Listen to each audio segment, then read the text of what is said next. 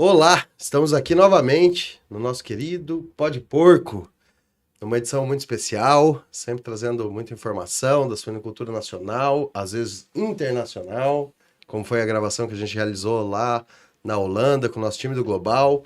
E hoje teremos surpresa, só que dessa vez eu não vou deixar o Diego falar e se apresentar antes, para já vocês saberem que o Diego está aqui de novo com a gente. Estamos gravando hoje aqui no nosso estúdio dos nossos parceiros da Rasap em Campinas. Então, eu não vou deixar o Diego falar, porque toda vez que eu dou a palavra para ele antes de começar, ele conta quem são os convidados. Porque ele vai falar... Agradecer a presença. Ele vai agradecer e fala o nome. Aí eu fico sem ter a surpresa de quem são os convidados. Mas para vocês que estão aí do outro lado, muito obrigado pela confiança. A gente está crescendo. Tem sido, acho que um ponto de apoio para os suinocultores de todo o Brasil, para colher mais informações. Obrigado vocês que enquanto escutam no Spotify, assistem no YouTube ou compartilham e comentam lá no Instagram, manda isso pra gente, porque a gente fica informado, pode repostar. E tem sido muito legal ver o pessoal, muita gente postando, viajando, escutando a gente no Spotify dentro do carro. Obrigado a todos que têm contribuído, isso daqui é para vocês. E lembrando a todos, pode entrar que aqui a granja é sua.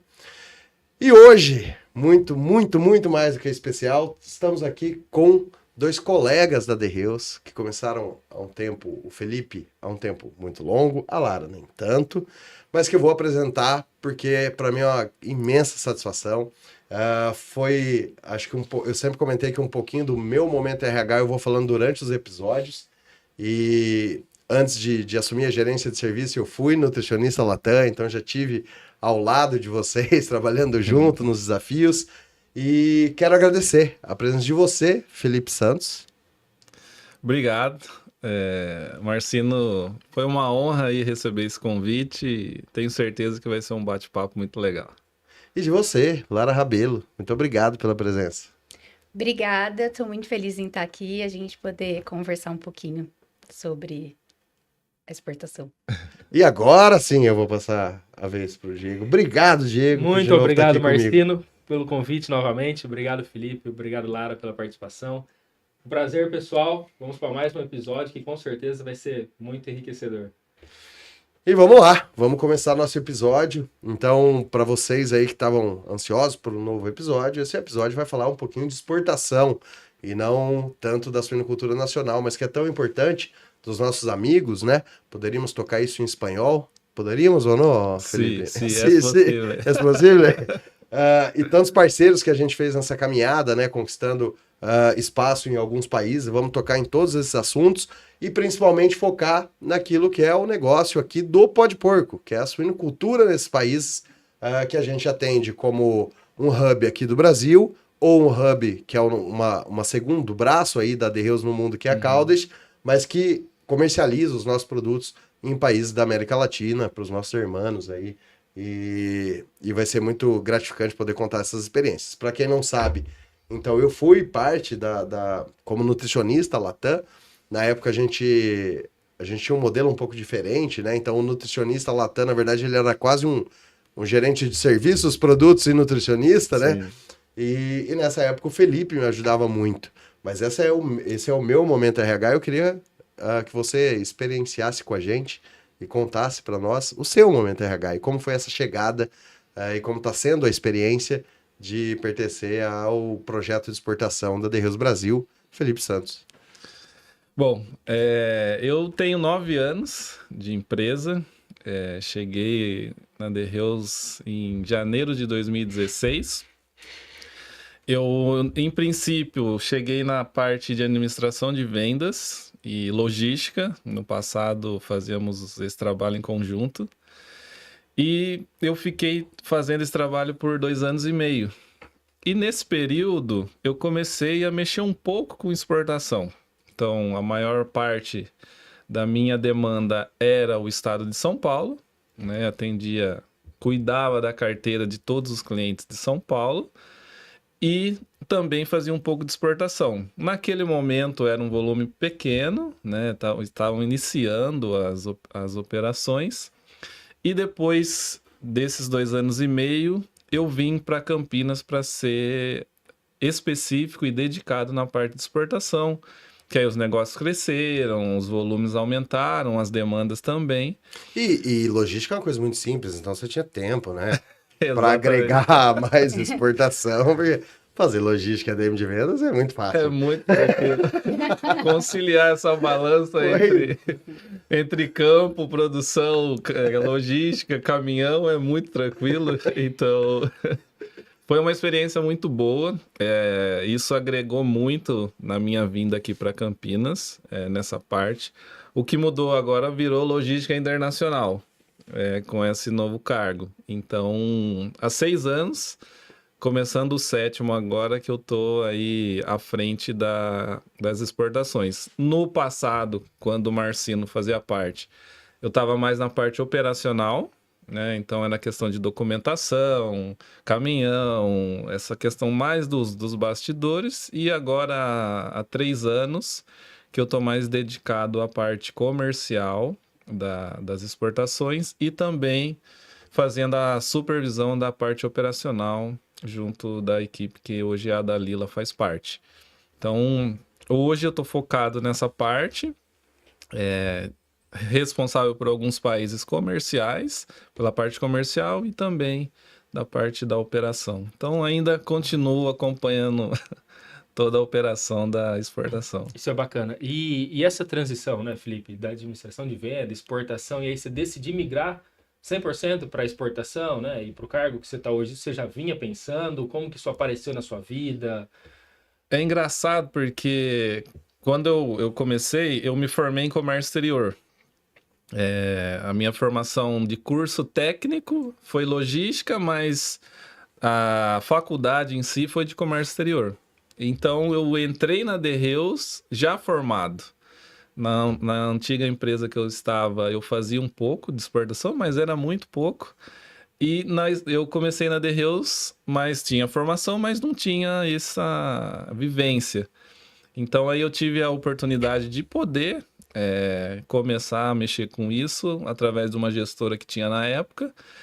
E essa transição foi muito bacana, porque eu saí então do mercado nacional, passei para questão da exportação, operação, e aí consegui migrar para a parte comercial.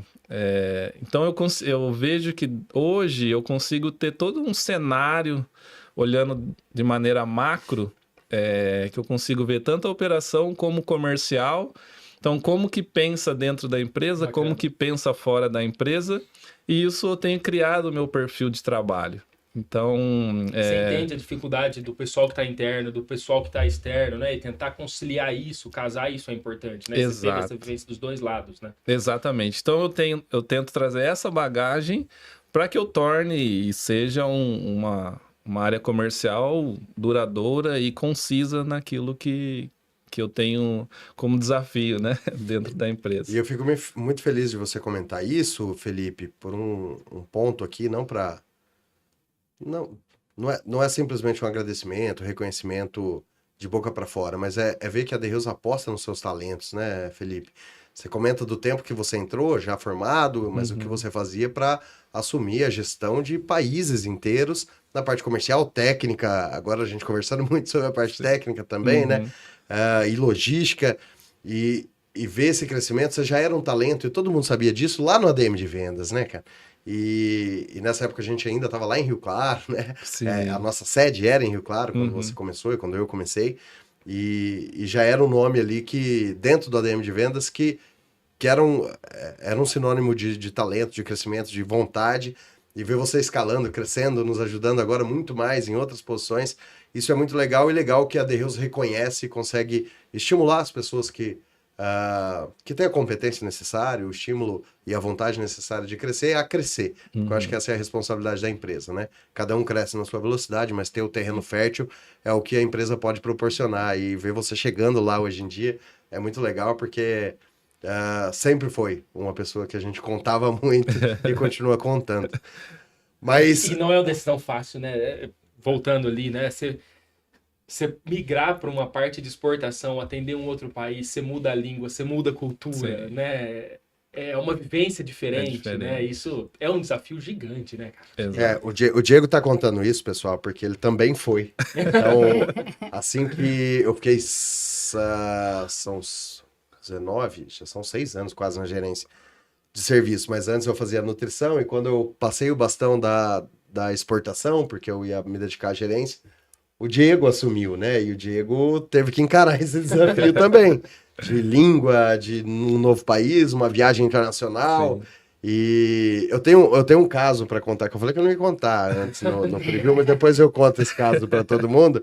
Mas acho que quando você pergunta isso pro Felipe é porque você viveu isso, Sim, né, exato. Diego? Isso é E foi uma um boa desafio, experiência ou foi... sempre muito bom, né? É uma experiência O sempre aprendizado muito é boa, muito grande, desafio, Marcino. O amadurecimento é diferente. Você aprende muito, que nem eu comentei, né, com você, eu tive a oportunidade de jogar futebol e ter a experiência fora do país lá no passado me ajudou muito. Mas é um futebolzinho de final de semana? Sim, como é que é? Era a primeira divisão do campeonato. Foi uma experiência que eu tive no passado. Eu sempre tive esse sonho de ser um jogador de futebol. E com 14 anos eu saí de casa, fui jogar em Santos, no Santos, morar embaixo da arquibancada, na Vila Belmiro. Foi uma experiência maravilhosa, tinha 60 meninos embaixo da arquibancada, de 15 a 17 anos, cada um de um lugar. E aí, desde então, comecei a migrar para esse lado, sempre foi o que eu queria. E eu tive aí a oportunidade de jogar 1 ano e meio na República Tcheca e na Eslováquia. Era a primeira divisão do campeonato, como se fosse o campeonato brasileiro aqui. E isso me trouxe muita experiência de vida para poder hoje visitar Paraguai, Chile, Bolívia e os países da América Latina, para entender de fato que é uma outra cultura, é uma outra comida, é um outro ambiente, enfim, outra língua, né? Então isso contribuiu bastante para esses desafios que o Diego colocou, que no final das contas você aprende muito com eles, né? Você, às vezes, podemos ir para um país que é menos desenvolvido que o Brasil, mas você volta com uma experiência absurda, assim, de conhecimento e de bagagem também para a própria carreira, né? Pra gente que é técnico, Felipe, isso fica muito claro, porque eu sempre falo isso quando eu vou fazer alguma visita em granja. A grande diferença nossa, como técnico da Derreus, claro, tem um conhecimento embutido, específico da nutrição, que é a nossa vivência do dia a dia, mas quando a gente vai aconselhar manejo, a grande diferença nossa são as experiências diferentes que a gente vive e pode agregar a granja que a gente está visitando. Porque o cara que tá dentro da granja todo dia, o gerente da granja, ele conhece daquela granja muito mais que eu, pô. Sim. Ele tá lá todos os dias, cara. Todos os dias fazendo aquilo, sabendo quase o nome de cada uma das porcas que ele tem que inseminar, desmamar. Mas o que a gente traz de diferente? Realidades novas, coisas novas que as pessoas estão fazendo. Então, ter conhecimento, eu acho que vivência em coisas diferentes e os países de exportação, isso é gritante, né? A diferença do modelo de produção, como eles fazem, cultural, o manejo adotado e as próprias recomendações locais de como fazer, isso traz muito conhecimento para a gente trazer também para o Brasil e levar para eles daqui, claro, como é aqui, quando a gente chega nesse país. Então, essa vivência, né, da experiência acumulada quando você sai para viajar e conhecer novas realidades, realmente é um fato que não pesa só para você. Para a gente que é técnico também pesa muito, sabe? Mas continuando, você comentou ali da bola e parou na Vila Belmiro, né? Isso. Aí com 14 anos eu jogava no infantil do Santos. E depois, em 2002, isso. E depois eu passei pro juvenil. Com 16. Aí eu tive alguns problemas e não segui e acabei sendo dispensado. Depois eu passei pelo Santo André, isso já era 2005. Também tive uma passagem lá no ano que eles foram campeões da Copa do Brasil. Ah, que legal. E depois, em 2007, eu me profissionalizei no Velo Clube lá em Rio Claro. Foi um ano... Comecei um ano muito bom, era a 4ª divisão do Paulista na época que eles jogavam. Hoje eles estão na 1ª. Esse ano disputaram aí a primeira divisão do Paulista. E eu tava numa sequência muito boa. No campeonato a gente tinha 11 jogos, eu tinha 10 gols no campeonato. Era o artilheiro do campeonato. E num belo dia, um treino, eu acabei torcendo o joelho. Sozinho, no final do treino. E aí acabei rompendo o ligamento cruzado do joelho. E aí o mundo desaba, né? Porque antes de eu me profissionalizar no velo, eu tava com acho que 18 anos na época. E meu pai falou, ou vamos trabalhar ou vamos seguir, né? Tomar uma direção. E eu falei, pai, é o último ano, então eu vou tentar e se não der certo eu vou parar. E aí foi que eu comecei o ano voando, assim. E aí num belo dia de manhã, no final do treino, eu acabei rompendo o ligamento. Aí tive que fazer cirurgia, todo aquele tratamento demorado e de muita paciência. E mesmo assim, em 2008 eu voltei, mas não voltei muito bem. E aí a minha perna não recuperou da maneira que eu queria. Mas aí surgiu a possibilidade de ir para a República Tcheca. Um cara que me viu jogar nesse ano que eu estava muito bem, 2007, falou, olha, tem um time da primeira divisão na República Tcheca, mas é para começar no time B e depois você vai pro time A. E eu aceitei o desafio na época. Eu não tenho nada a perder, vamos, né? E eu fui, e aí eu cheguei em janeiro de 2009 lá. E tava uma neve tremenda. Nunca tinha conhecido a neve, não falava inglês, e fui, né? E aí eu fiquei um mês no time B e passei pro time A. O time B jogava, sei lá, a 5ª divisão do campeonato e o time A jogava a primeira. E aí eu joguei, fiz gols nos maiores clubes da República Tcheca, por exemplo, o Sparta Praga, que é um dos maiores clubes lá, o que tem mais título, maior torcida. Então, tem as recordações ainda em jornais. Que legal. E eu fiquei um ano lá, foi bem bacana o aprendizado, a questão pessoal também, de língua, que é uma língua muito difícil, né? Muito parecido com o russo, né? Nessa linha. Mas eu entendia muita coisa. E falava estrogonofe, vodka, entendo muita coisa. Vodka e cerveja era muito lá. Mas foi muito bacana a experiência. Pude conviver com outros africanos também, com o alemão, que a gente tinha um grupo de estrangeiro. Pude passar por experiência de racismo, enfim, ver também o africano que jogava comigo também sofreu muito principalmente eles, né? Porque o brasileiro é difícil não gostar, né? A gente sempre é muito aberto, a não sei que o cara... Mas eles gostavam muito do Brasil, carnaval, caipirinha. Fala que ser brasileiro abre várias portas, né? Exato, abre muitas portas. Então foi muito bacana nesse sentido. E então foi uma experiência de vida muito boa, assim, né? Eu ficava sozinho, vinha para casa aí 6 meses, a cada 6 meses. E foi muito legal. Então eu fiquei um ano na República Tcheca e aí eu fui para a Eslováquia. Era um time da primeira divisão também e fiquei por 6 meses só.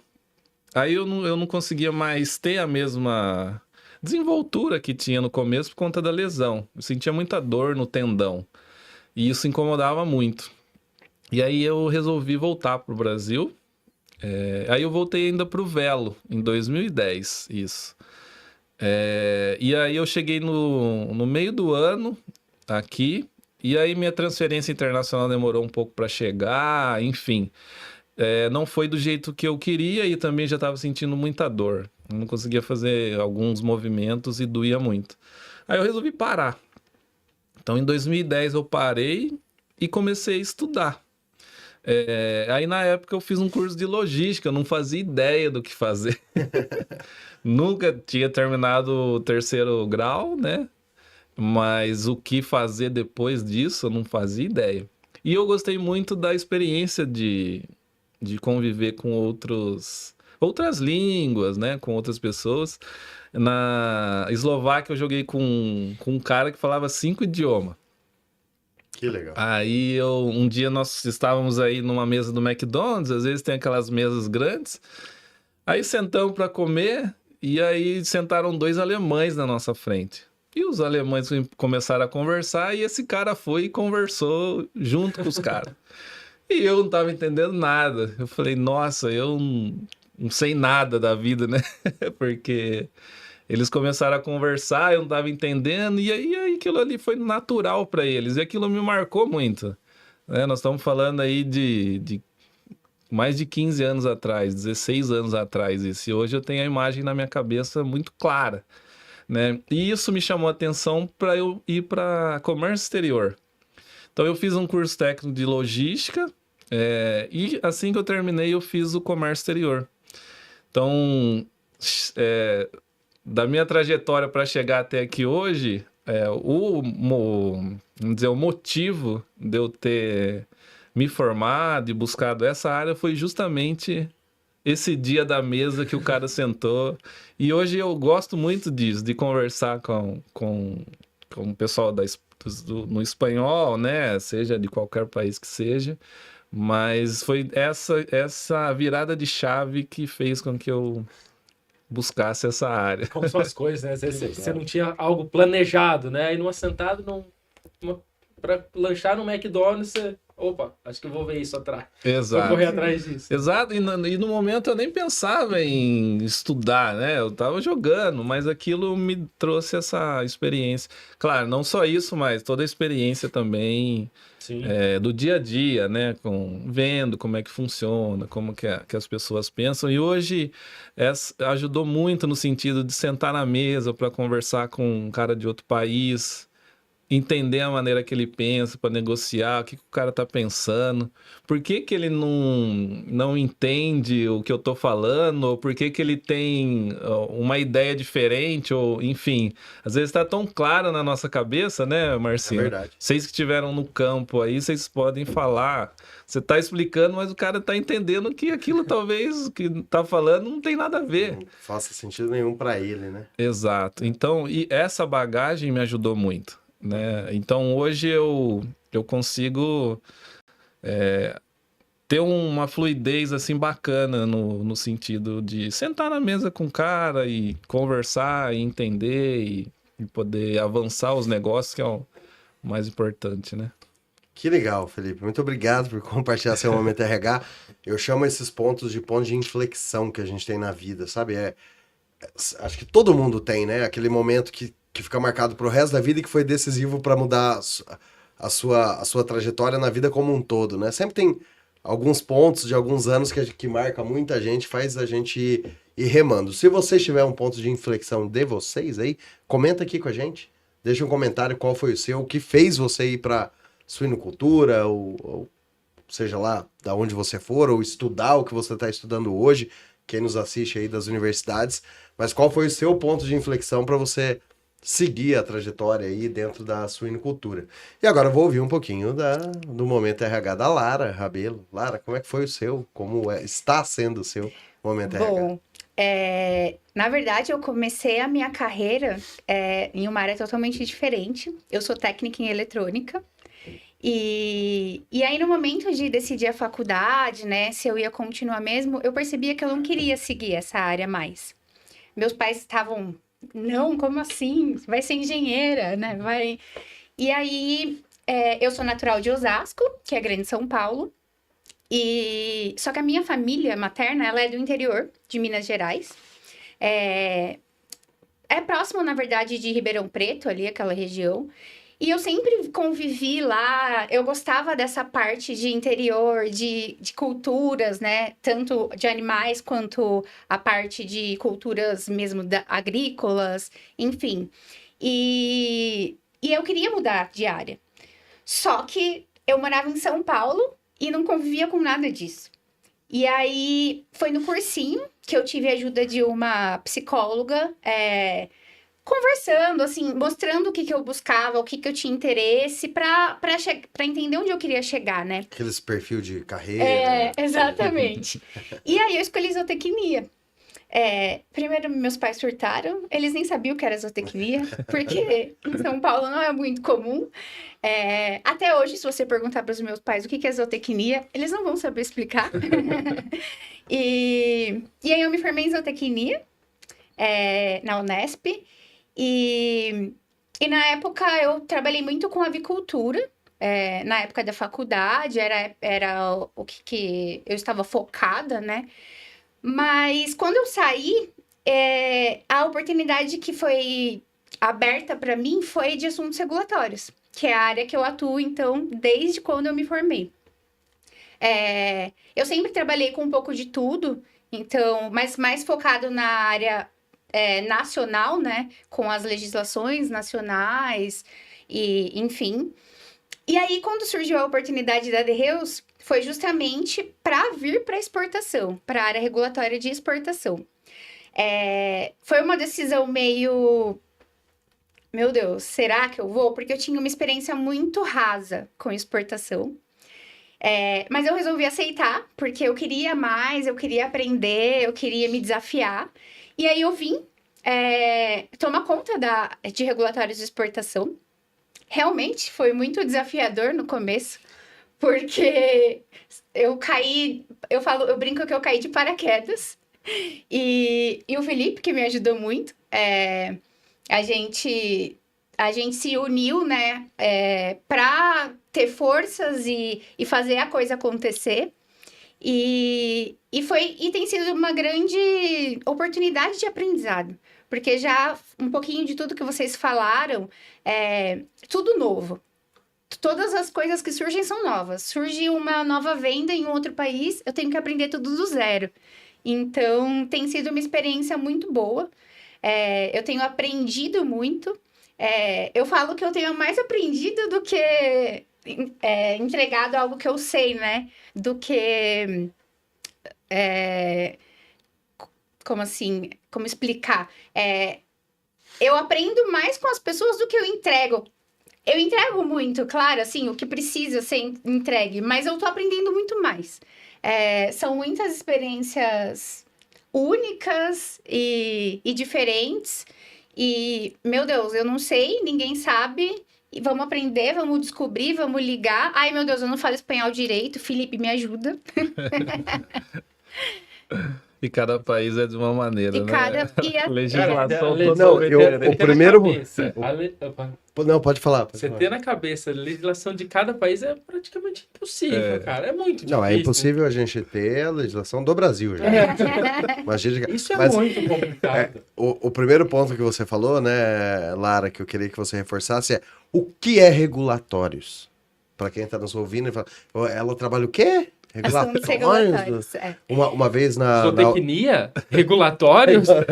Só pra brincar aqui um pouco, na UEL tinha um case lá que o pessoal tinha criado um comitê, uma sala na frente, que era a sala dos conselhos. Uhum. E aí, uma vez, um aluno foi lá pedir conselho, né, para a sala dos conselhos. Então, às vezes a gente vem falar e nem sabe do que se trata, né? Eu vim pedir um conselho aqui na sala dos conselhos. Não é isso que é a sala dos conselhos. Mas eu queria que você explicasse o que é regulatórios, cara.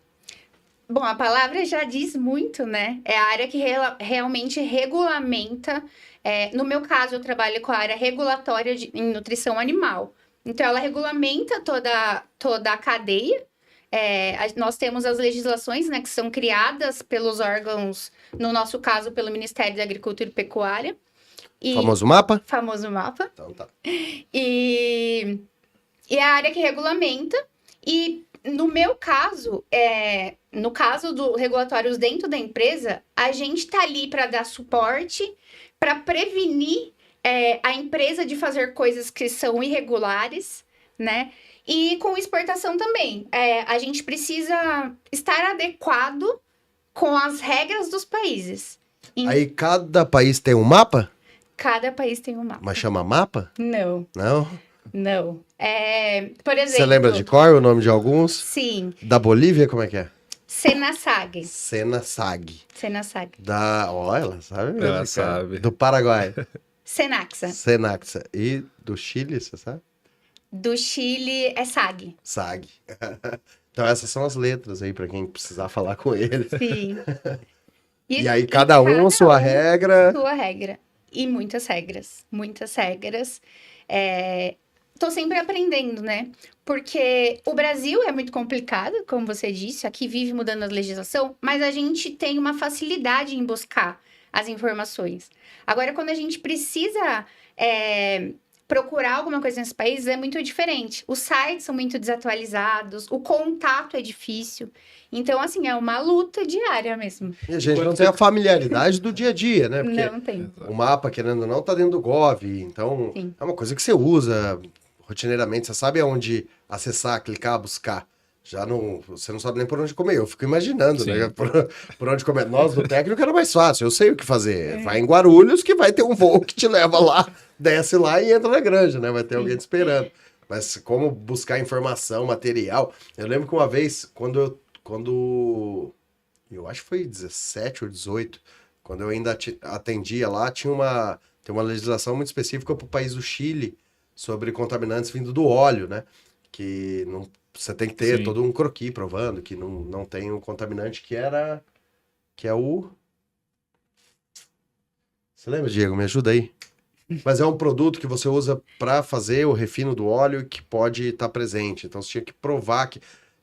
Porque daí tem uma lista que ele chama de head alguma coisa. Cara, e o cara tentava me explicar e eu não conseguia entender o que ele queria, porque isso até tem aqui, mas de uma forma muito diferente. Então você tinha que provar para subir esse documento nessa lista, head não sei o quê. Eu falei, cara, eu vou precisar de ajuda, eu não sei o que fazer. Aí eu acho que na época eu encaminhei para você. Sim. A gente, acho que na época não tinha não tinha estruturado, né, regulatórios exportação, era mais você e o Diogão mesmo que tocava.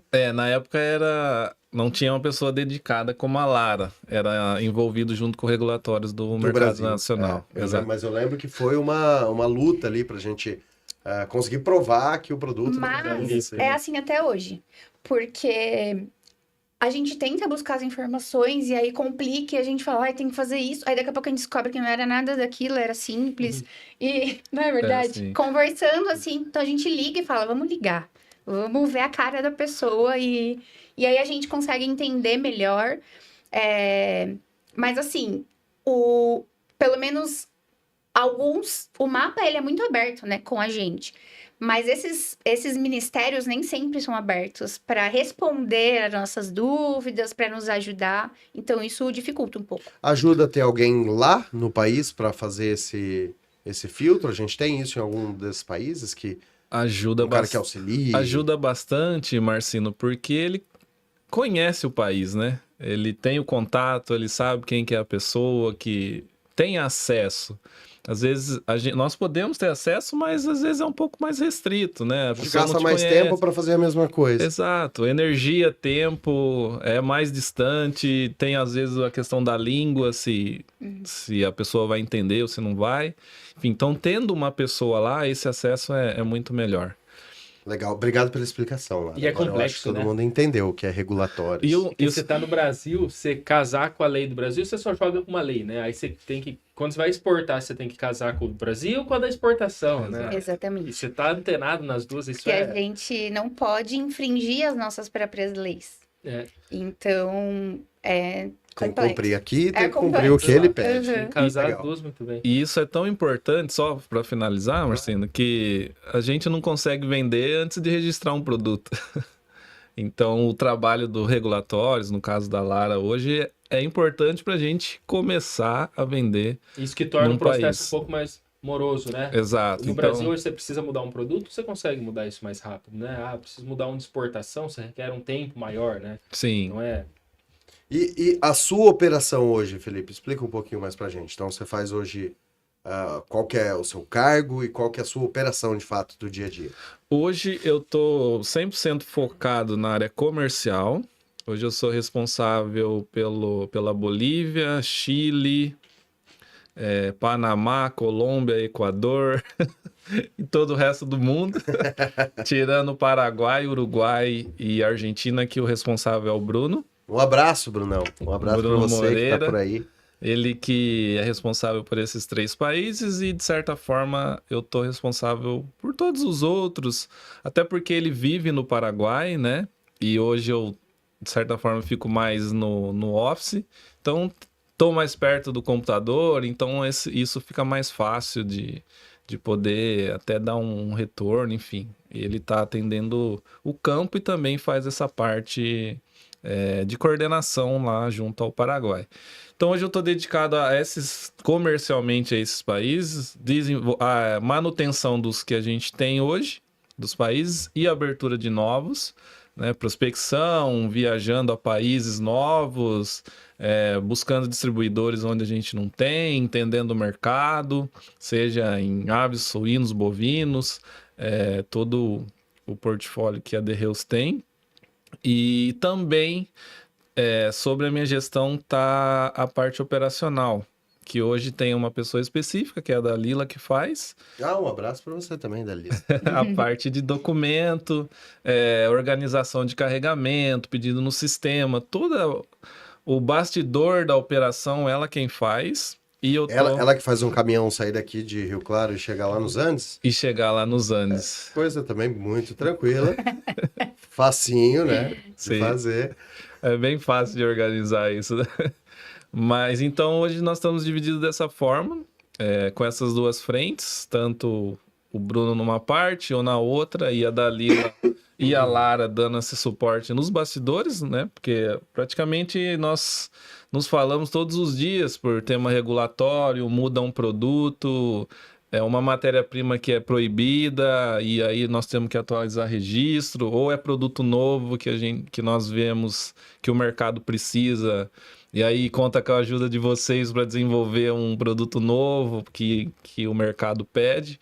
Então essa conexão é muito importante, e hoje são essas 4 pessoas, vamos dizer assim, né? Mais o Gabriel, que hoje é a cabeça do nosso negócio, que temos aí feito esse trabalho na exportação.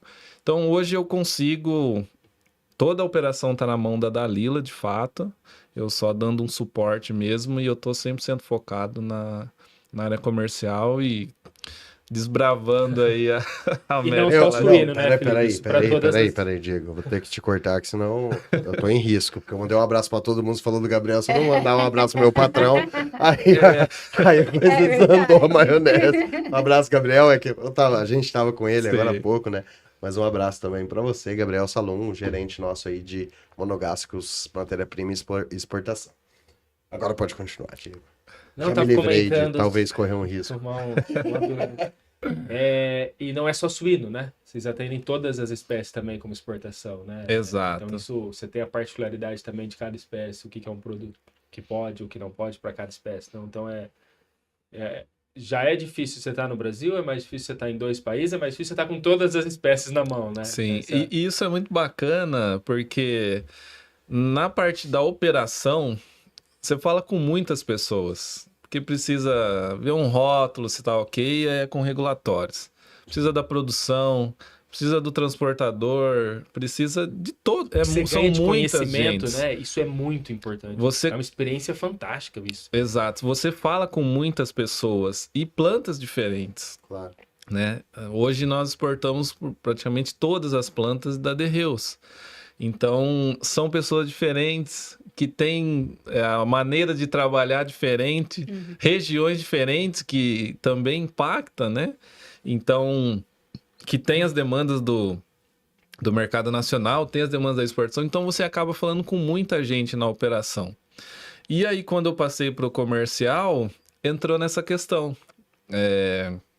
Vou falar com um técnico de suínos, um de aves, um de bovinos, o de pet. Então, você circula muito nesses mundos e não é tão fácil você entender a dinâmica de todos, né? Como que funciona. Só o de suíno que é o mais legal, né? É o mais legal. Porque às vezes nem entre suíno nós nos entendemos, imagina você pôr todas as espécies junto, né? Pessoal, vocês estão vendo, né? O que ele tá falando. Então é muito bacana essa troca de experiências junto com outros departamentos. Como a gente comentou, você aprende muito, né? Com eles, como que funciona, qual que é a dinâmica, e aí você tem que se adaptar. Claro. Então, se eu vou visitar um país aí durante uma semana e tem agenda de suínos, de bovinos, às vezes de aves, e aí você vai circulando e vai meio que um camaleão, né? Em cada... Tem que ver, igual do futebol, você vai jogando em todos os campos, né? Assim mesmo. Então é muito bacana isso. Traz muito aprendizado. Você se conecta com muitas pessoas dentro da própria empresa. Então isso facilita também o trabalho fora, né? Da porta para fora. Mas realmente é muito complexo. Na área regulatória. Porque na área comercial também, né? Para se aprofundar. Mas na área regulatória, existe legislação para cada segmento específico, regras específicas. A gente não recebe essa legislação, né? Igual o mapa manda pra gente. Então, a gente tem que adivinhar. Às vezes faz uma coisa e fala, não, mas não pode esse produto. E a gente nem sabe que não pode usar tal matéria-prima. Então, a gente vai aprendendo no dia a dia mesmo. Eu vivi, na época da minha exportação, a proibição como promotor de crescimento da colistina no Paraguai. Uhum. Então, a gente tinha os nossos produtos, na época, como promotor, como colistina, né? E eles proibiram. E aí corre todo mundo, porque você tem que fazer novos registros, fazer tudo de novo. Sim. Proíbe o produto que você está em venda. Então, eu lembro bem como era. E acho que em alguns podcasts para trás, é muito o que o Thiago falou com a gente, né? E que eu acho que é essa a dificuldade, né? A dele é a dose do veneno para aquilo que te faz bem. Na parte, quando você vai trabalhar com compras, é muito diferente, porque não é só a dose. Tem coisa que pro suíno é extremamente benéfico e mata o cavalo. Então tem coisa que pode muito para suíno e não pode para aves. Na exportação deve ser assim. E como é que você linka tudo, né? Além da regra, o que pode, o que não pode, o que talvez é uma trend de não poder logo ali, porque a gente sabe a caminhada que é para você conseguir a comprovação, os estudos, a liberação. E aí se você entrar num produto novo e não olhar bem a trend, já, daqui 6 meses você está tendo que refazer tudo de novo. Sim. Então tudo que você faz para exportação tem que ser muito mais pesquisado, muito mais delicado e vendo as trends do futuro, né? Para daqui a pouco você não ter que refazer tudo de novo daqui a um ano. Mesmo porque o processo é muito demorado. Então, quando registrou, o produto já às vezes não serve mais. Aconteceu. Aconteceu comigo, inclusive, no Paraguai a gente fez uma linha, né? Mas a gente criou essa linha na época da pandemia. Uhum. Então a gente não... Quando a linha ficou pronta, que já tinha 1 ano, então foi 1 ano pra gente ajeitar a linha, eu fiz um estudo de mercado na época do Paraguai, para quantos clientes eram lá, e criei a linha. Então foi 1 ano pra gente conseguir o registro, os cadastros, tudo, linkar, porque eram 2 fábricas diferentes, um tanto ia vir de Toledo, um tanto ia vir de Rio Claro.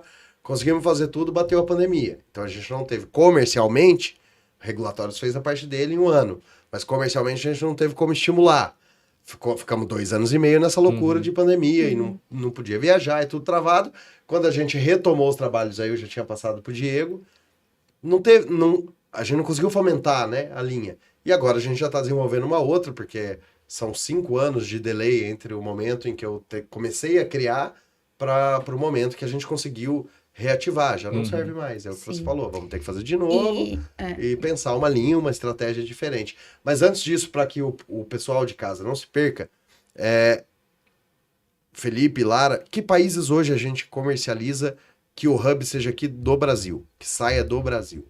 Quais são os países hoje? Hoje, do Brasil, a gente atende o Paraguai, a Bolívia, o Chile e a Colômbia. Paraguai, Bolívia, Chile e Colômbia. E Colômbia, esses 4. Da parte de suínos? Da parte de suínos, Bolívia, Chile e Paraguai. Sai do Brasil. Do Brasil. E aí, de outros países que não saem do Brasil, da América Latina aqui, mas de suínos? Tem mais países? Tem Panamá. E Guiana. Então de suínos aqui na América Latina, a gente atinge Bolívia, Chile, Paraguai, Guiana e Panamá. Isso. Que legal. É bastante coisa, né? E tem mais coisa chegando aí. Tem mais coisa chegando aí? É surpresa. Eu não tô tão informado mais, pessoal, que eu não faço mais parte da exportação. Mas que bom que tem umas coisas chegando. Sim. Parabéns, Filipão. E aí desses, eu acho que eu vou, não sei se você quer dar o número ou eu posso dar o número, Fica à vontade. que seria a quantidade de matrizes em cada um desses países, só para que vocês estejam informados também. Para vocês que é de exportação, não sei se estão tão por dentro assim do mercado de suínos do Brasil, mas nós aqui temos 2.200.000 fêmeas tecnificadas. Depende do estudo e tal, mas um pouquinho para cima, um pouquinho para baixo. A gente tem o nosso próprio market share, né, que é para tentar entender aonde a gente atende.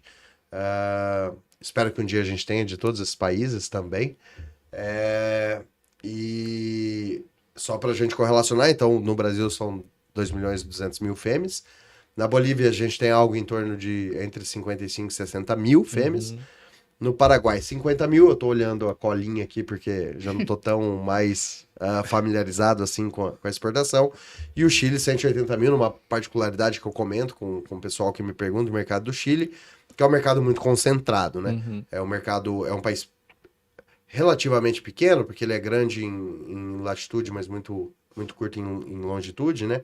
É um país fino e comprido, mas que tem uma concentração muito grande de fêmeas de uma empresa em particular, que é a AgroSuper, que quando eu fazia exportação, até visitei lá, para falar de algumas raçõezinhas que a gente vendia da Romeo, que saíam de Toledo e tal, mas que é uma empresa gigantesca, é como se fosse uma soma da BRF com a JBS aqui do Brasil, é o que representa a AgroSuper no Chile, que é mais da metade do plantel que eles têm.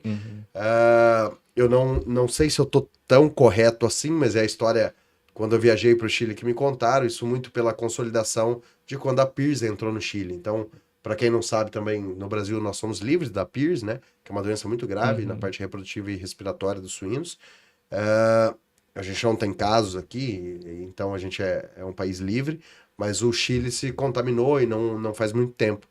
E nessa contaminação que teve, muita gente quebrou, porque os resultados, eles mudam muito, piora demais, aí você passa a vacinar. E nessa dificuldade que eles passaram, essa concentração também aconteceu. Então, quando a gente ia lá para entender, você tem 180 mil, mas comercialmente ali, se não for direto com a AgroSuper, você tem uma cooperativa que concentra mais 30 mil, e aí 30 mil fêmeas ali que está na mão de independentes.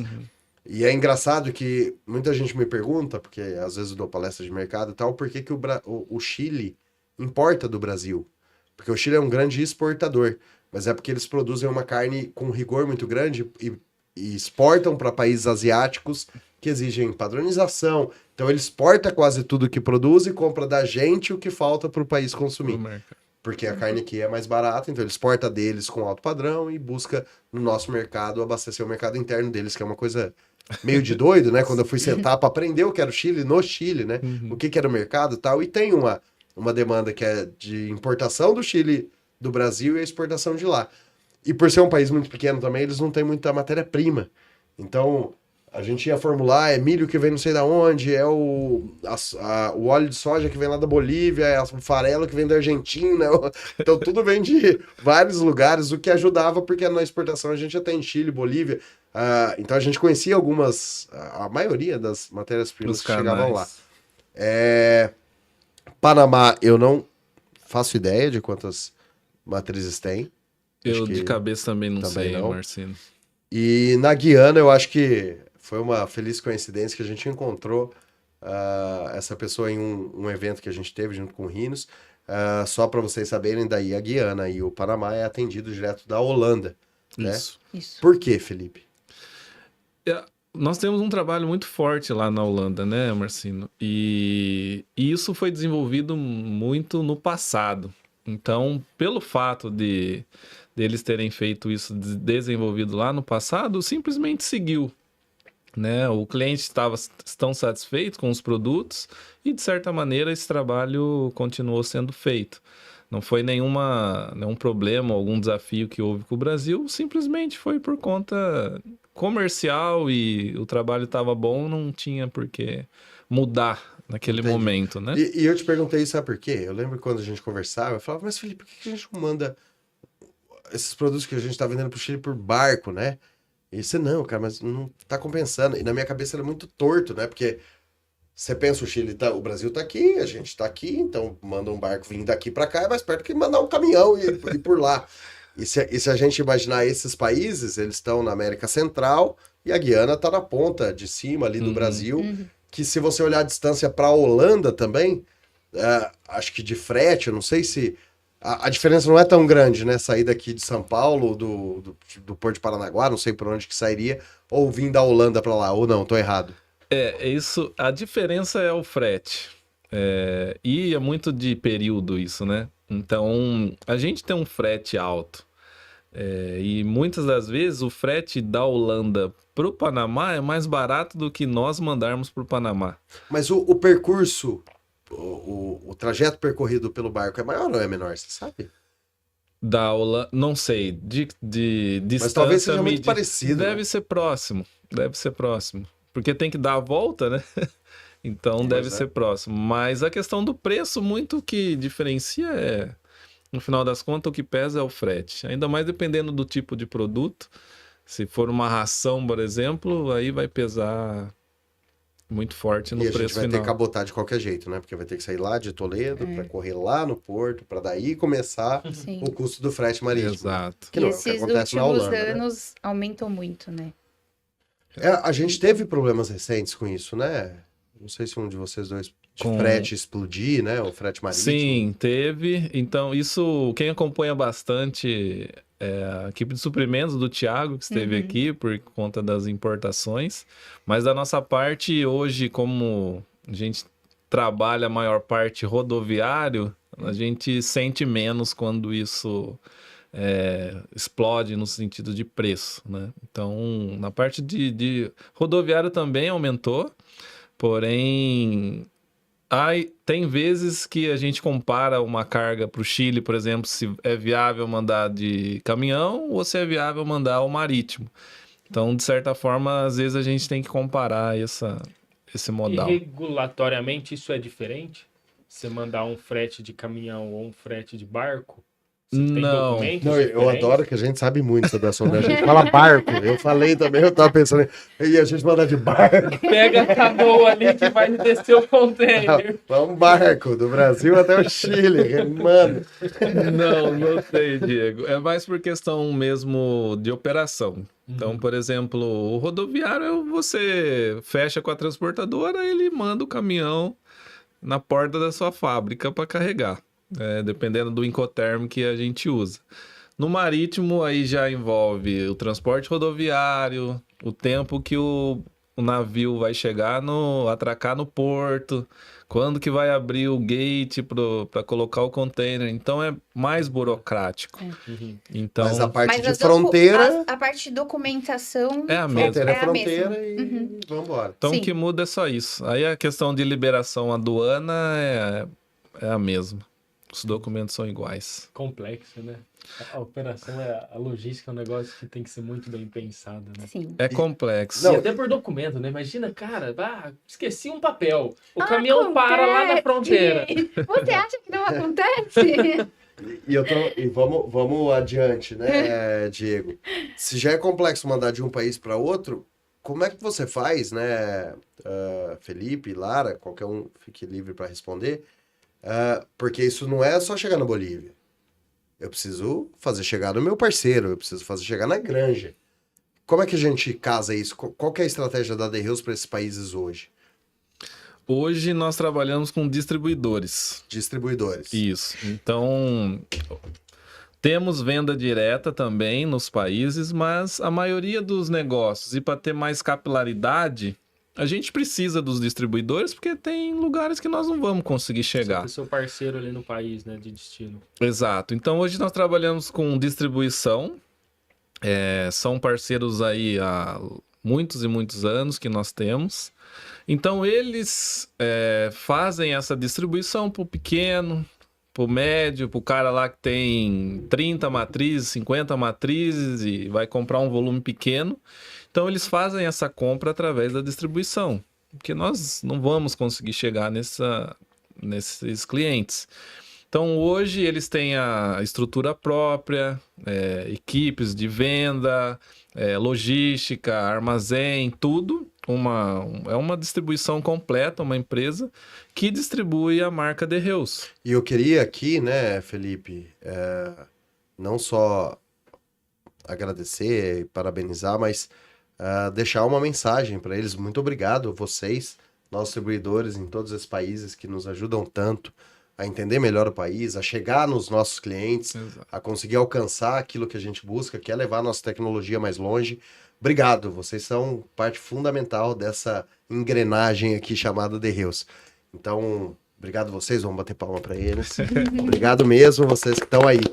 E aí, acho que para prestigiar, você poderia citar quem são esses distribuidores? Sim. Nosso, por exemplo, na Bolívia. Na Bolívia, hoje nós temos o parceiro Union, Centro Veterinário. Estamos aí indo para 8 anos de parceria com eles. Distribuem aí todas as linhas e temos uma relação muito boa já de muitos anos. Vocês Um laço muito forte, né? conhecem, então... Cara, o da Union, eu vou dar uns insights aqui. Eu lembro quando eu fui a primeira vez, é muito engraçado e bonito de ver o sentimento que o boliviano tem pela Union. Eu brinquei assim, quando eu voltei, eu fui discutir com o Gabriel, a primeira vez que eu fui pra Bolívia. Como é que foi a experiência, Marcinão? Eu falei, não, muito legal, cara, e é tão legal ver que você trabalhar na União é quase trabalhar na Globo. Na Globo aqui do Brasil, né? Você tá andando na rua com o símbolo da União, o pessoal, você é da União, nossa, que legal, The Hills. E eles têm uma imagem muito forte do agronegócio lá dentro da Bolívia, né? Sim. Eles são muito prósperos, assim, em carregar a marca União para todo canto. E tem União espalhada na Bolívia inteira, né? Sim. Marca, né? Eles têm um braço logístico muito forte. O Dr. Erlan, que é o dono e fundador da empresa, realmente ele construiu vamos dizer aí, um baita de um negócio mesmo. Eles são muito... Tem várias linhas de negócio, não é só nutrição. Então, eles conseguem justamente... Essa capilaridade que a gente Exato, precisa, chegar em lugares que, seja qual for o negócio, tem alguma coisa da União no meio. Então, é um dos... Da carteira que eu cuido hoje, é um dos que tem mais relevância. Então, é muito legal e foi bem bacana a sua mensagem, porque eles são muito importantes. foi no meu negócio. sentimento de verdade, não é não é da boca para fora, não. Sim. Foi meu sentimento de retorno do Brasil. Cara, como o pessoal gosta lá dentro da Bolívia da União. Exato. E Paraguai? Paraguai, hoje nós temos a Rural Macro, temos também a Genesur e a Agromen. Esses são os distribuidores que nós temos lá dentro do país, e temos outros clientes também com venda direta, mas com questão de distribuição, hoje são esses 3, cada um focado num segmento. Suínos Rural Macro. Rural Macro. Rural Macro. Um abraço pro Francisco. Seu Chico, Seu Fabrício. Chico, que é legal demais. Fabricião, que eu já tive a oportunidade de conhecer lá no centro de distribuição deles ali, que fica bem perto ali de Cidade Leste. Cidade Leste. Um abraço para vocês também, aí para todo mundo que nos ajuda. Giovanni, acredito que eu tava isso nada a ver com nada, né? Mas são histórias do Marcino. Eu tava no aeroporto semana passada, eu tava em Passo Fundo, Onde que eu tava? Em Passo Fundo, na cidade de Passo Fundo, no Rio Grande do Sul. E eu sentei no aeroporto, porque eu cheguei um pouco antes para tentar trabalhar ali até o horário do voo, né? Porque eu tinha que fazer o check-out do hotel. Tô sentado, veio uma pessoa falar comigo assim, cara, você é da The Hills? Eu sou da The Hills. Meu filho é o Giovanni. Eu falei, o Giovanni? Eu falei, cara, que Giovanni que será? O Giovanni que trabalha na Rural Macro, não sei que relação. Eu falei, claro, o Giovanni tava comigo. Aí fiquei trocando um papão lá com o pai dele, com a mãe dele, com o irmão dele, todo mundo muito alto, né? Uhum. E aí liguei pro Giovanni, conheci seus pais aqui e tal, que legal. Que legal. E então um abraço pro Giovanni e pro Alex, que sempre me recebeu muito bem lá no Paraguai. E não esquecer, né, do Henrique Kozer, que hoje é o nutricionista dos países de exportação. Henricão, um abraço para você aí, meu querido amigo e patrão aí da nutrição da exportação. E é bacana isso você contar, Marcino, porque você vê que o cara se identifica com a marca, né? Com a The Hills, aí se a gente vê alguém da Rural Macro, a gente, mesmo que não conheça, a gente cria essa conexão, né? Claro. E simplesmente não precisava ir lá falar que o filho dele trabalhava na... Não, a primeira pergunta do Giovanni foi, mas como é que meu pai sabia que era você? Eu falei, não, que eu tô uniformizado, pô. Não, é verdade. Então, é muito legal essa relação. É o que a gente constrói na The Hills, né? Você vê, já fica uma sensação de carinho, né? Você fala, putz, Exato. posso falar com aquele cara ali, né? Que eu já tenho um vínculo, vamos dizer assim, né? Exato. Então, é o que a gente constrói, né? Não só na exportação, mas a The Hills como É verdade. como um todo, né? Esse negócio. E é muito bacana isso. E no Chile? No Chile, nós temos a Comercial Top Animal Care. Nosso querido amigo Javier, que cuida da parte de suínos. O Álvaro, que cuida da parte de aves. E o Gerardo Álamos, que hoje ele está como sócio nessa empresa. E também foi por muitos anos aí o responsável por tudo, né? Na questão Acho que a única que o nome mudou desde que eu fui nutricionista aí dos países de exportação, que era Nutrimel, né? Sim. Isso. E acho que a única que mudou, a União era a União, a Rural Macro sempre foi. Mas não mudou o Javier. Eu acho que a The Hills é bem, vamos dizer, servida nesse sentido de distribuidores, porque realmente são parceiros de muitos anos. E acho que a conexão que o Gerardo fez no Chile foi muito legal, porque são duas empresas muito parceiras lá na Holanda, que é a Skippers, né? A Shippers aqui no Brasil, com a The Hills. Uhum. E eu até não entendia muita relação, mas quando eu fui para Holanda, ter uma experiência que eu passei um tempo lá com o Daniel, quando você entra na Shippers, que eles vão mostrar o vídeo institucional das Skippers na Holanda, que tem a parte do... Como é que chama? Que eles cuidam de 4 pilares para melhorar a parte sanitária da granja ali. Na hora que eles mostram entrando na granja, o cara que tá no vídeo tá com um macacão com o símbolo da The Hills. No vídeo institucional da Shippers. Eu falei, ué, a The Hills lá. E não foi porque eu tava ali, que eu era da The Hills, que eles colocaram esse vídeo. É o vídeo institucional, oficial da Skippers, a High Care, é o programa deles. Aí quando você entra pra ver o vídeo High Care, tá lá o cara falando da granja dele, que é High Care e tal, que ele fez esse programa, e com o símbolozão da The Hills no peito, assim, em alemão, em holandês, né, mas... E são esses mesmos distribuidores que fazem a parte comercial que nos ajudam na parte regulatória. Porque são eles que nos aproximam do Ministério, que trazem as atualizações, que nos ajudam a entender o que precisa ser feito para que a gente consiga vender.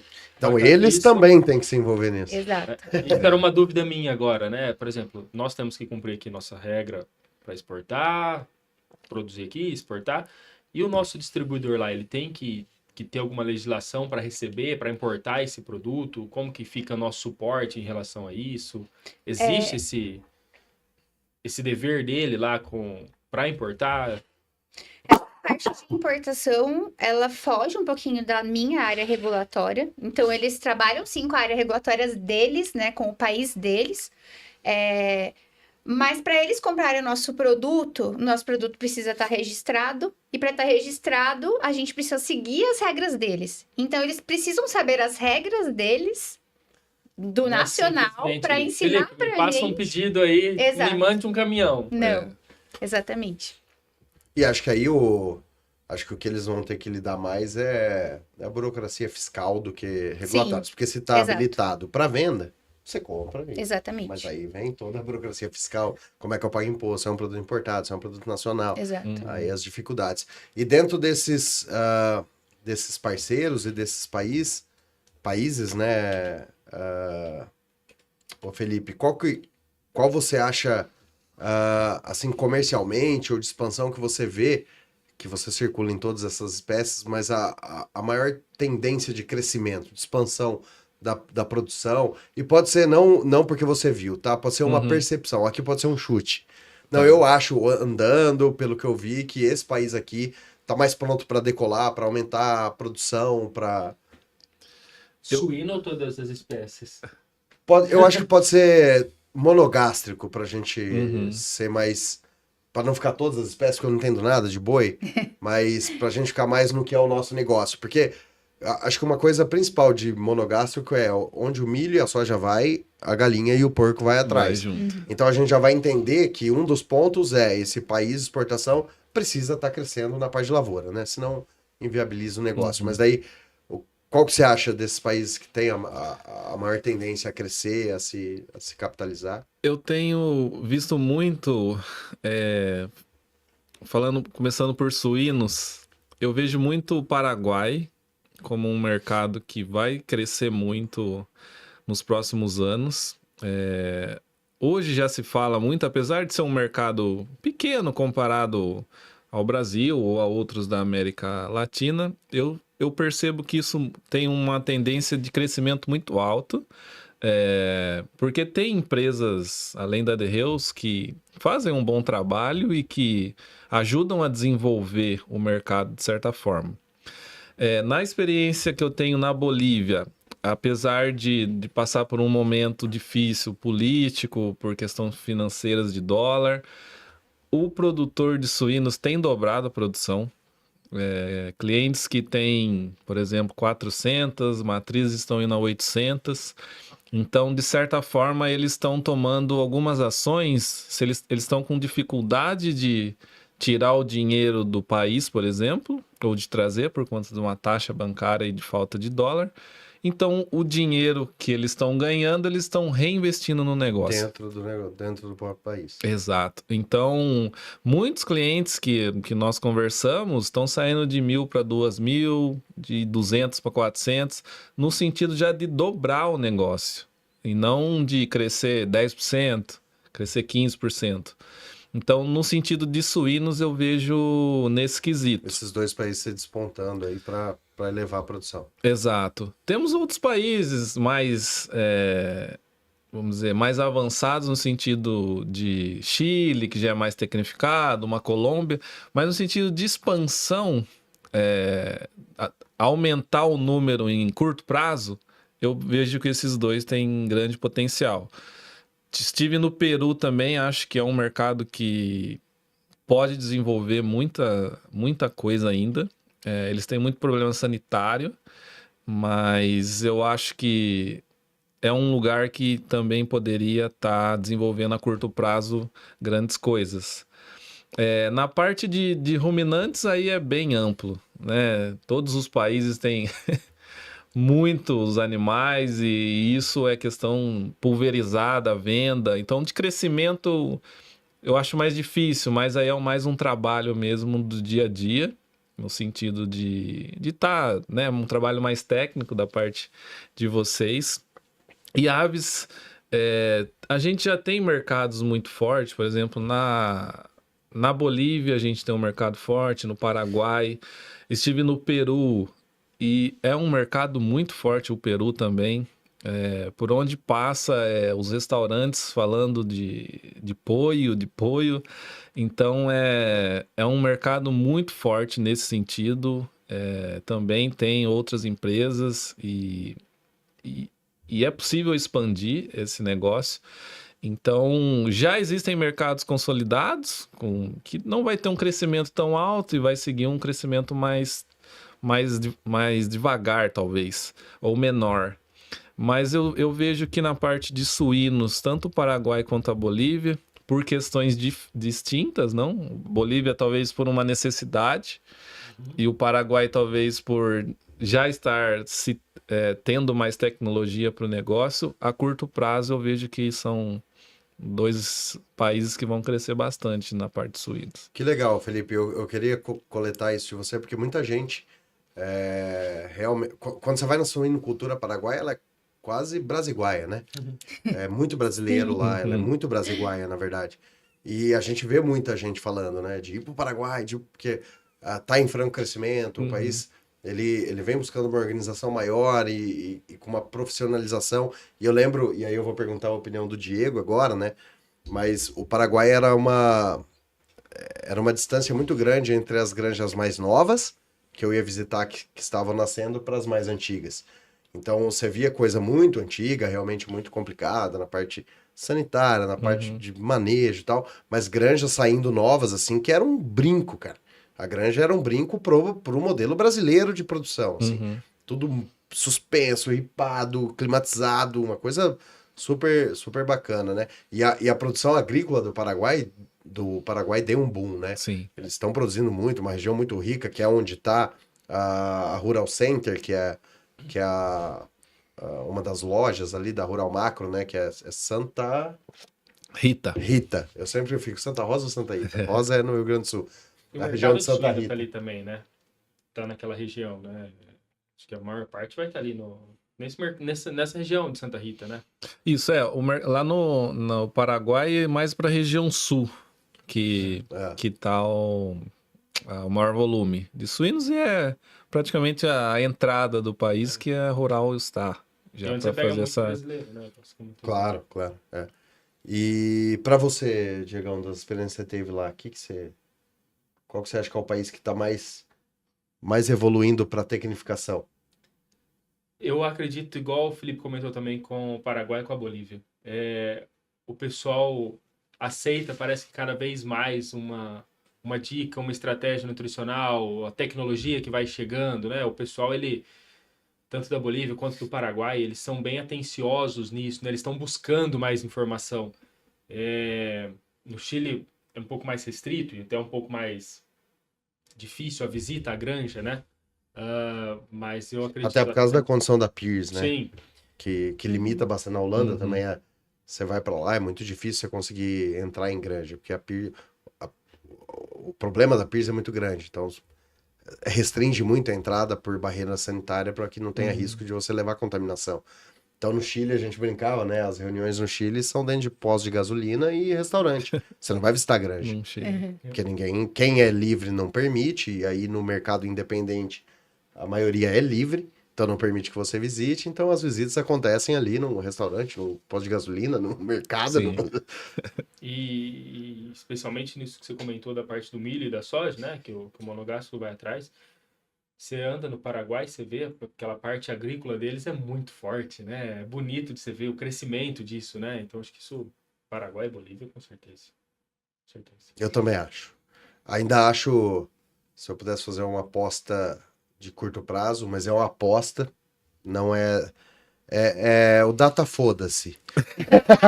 Eu colhi essa informação no meu data foda-se. Tá?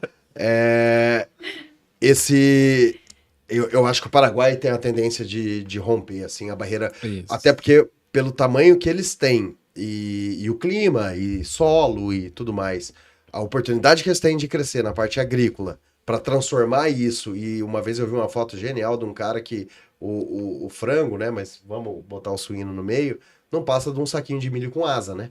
Então é a transformação da proteína vegetal em animal. Então acho que é rico para o Paraguai o desenvolvimento que eles podem ter nessas duas culturas, tanto de soja como de milho, como na cultura produtiva da pecuária de suínos e aves.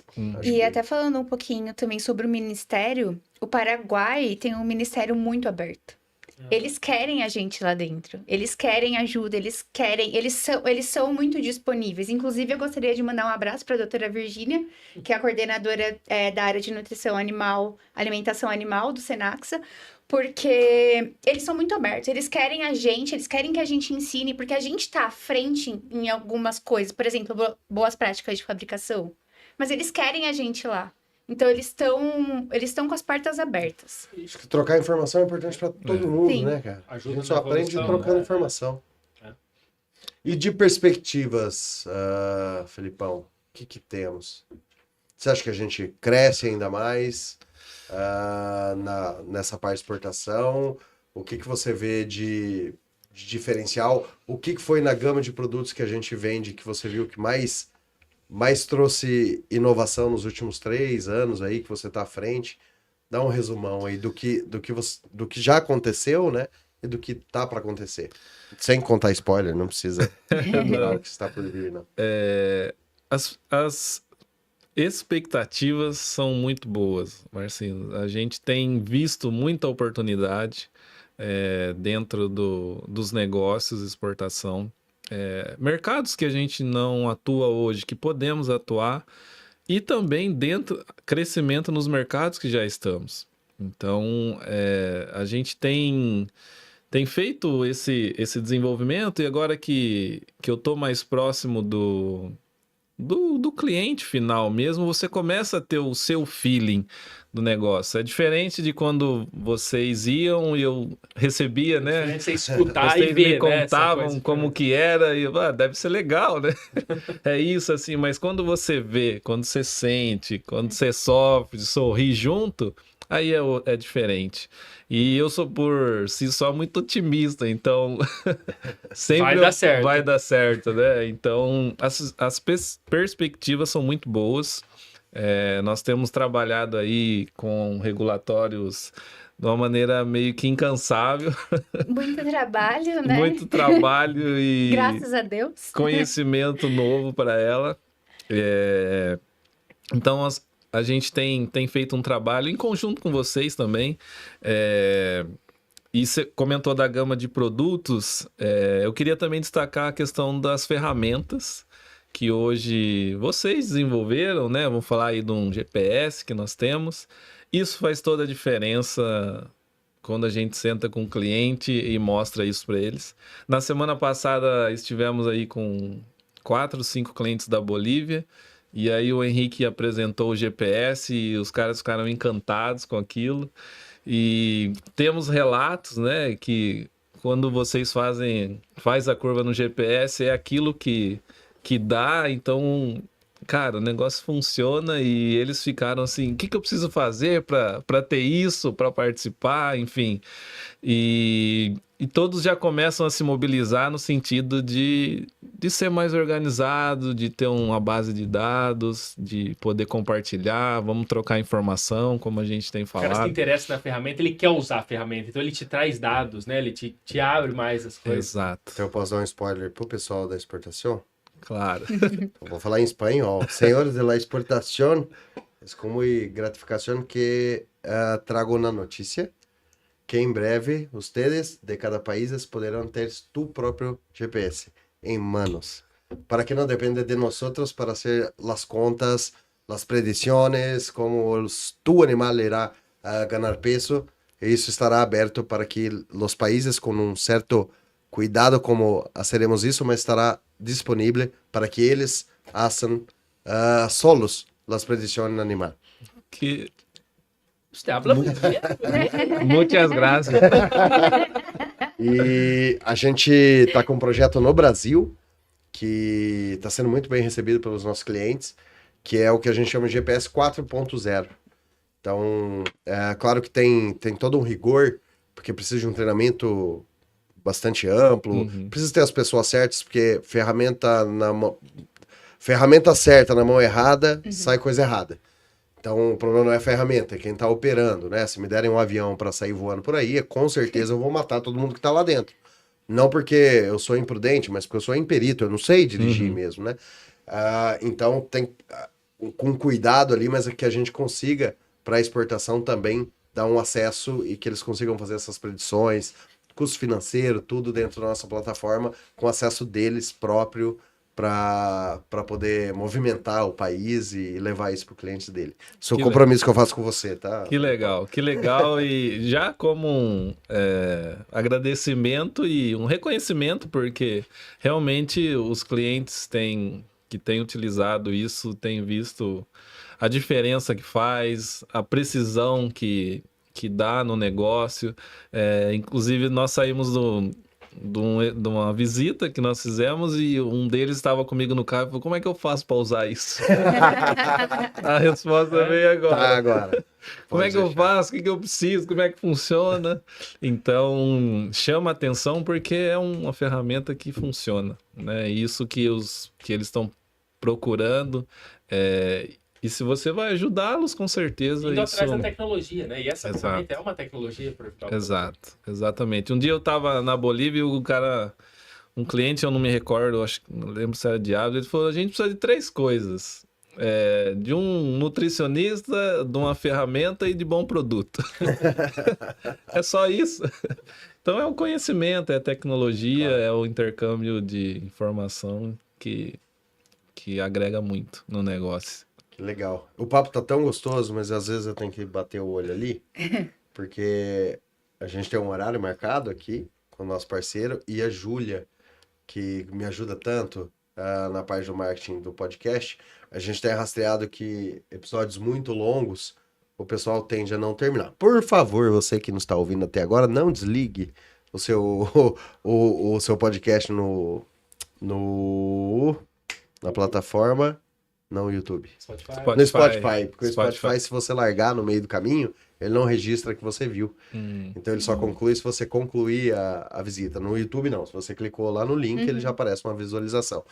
Então, acho que pra gente ir encaminhando pro final, uma mensagem final de vocês dois, acho que eu vou começar pelas damas agora, que você queria dar para alguém que tá buscando uma carreira, para alguém que tá tentando, vale a pena tá em regulatórios, vale a pena trabalhar com exportação, é um aprendizado bacana. Uma mensagem final sua aí, Lara. Eu sou suspeita, porque eu amo o que eu faço, eu amo aprender, e essa área de exportação abre muitas oportunidades de aprendizado e de crescimento profissional. Mas a área regulatória, ela tá sempre buscando pessoas, porque é uma área que, infelizmente, a gente não aprende na faculdade. Então, é um mercado bastante restrito. Então, se você se interessa por essa área, é uma área que vale a pena e que tem possibilidades de crescer e de construir uma carreira. Que legal. Felipão, uma mensagem final, e pode ser agradecendo os seus parceiros lá da exportação, pode ser uma mensagem geral, pode ser a mensagem que você quiser aí pra gente caminhando para os finalmente. Acho que é mais agradecimento, como você colocou. Acho que primeiro para agradecer a The Hills, né, pela oportunidade. Eu acho que nós 4 estamos aqui e não começamos onde estamos. E foi a oportunidade que a empresa nos deu para hoje estar aqui sentado gravando um podcast. Claro, muito do nosso esforço, mas também das oportunidades que a empresa deu. Agradecer os nossos parceiros, também os distribuidores que nós temos em todos os países, que sem eles nós não conseguíamos chegar onde gostaríamos, então eles são muito importantes no nosso negócio. Agradecer vocês pela oportunidade de estar participando aqui hoje, falar um pouquinho da exportação. E obrigado. Acho que essa é a mensagem final. Digão.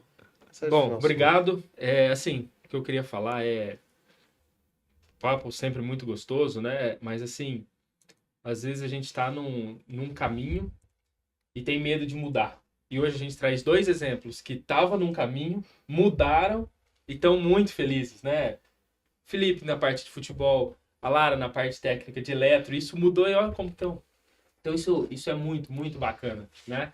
A exportação é um negócio que eu gosto muito, né? É sempre muito legal as visitas, né? A primeira que o Marcino disse que ia comigo.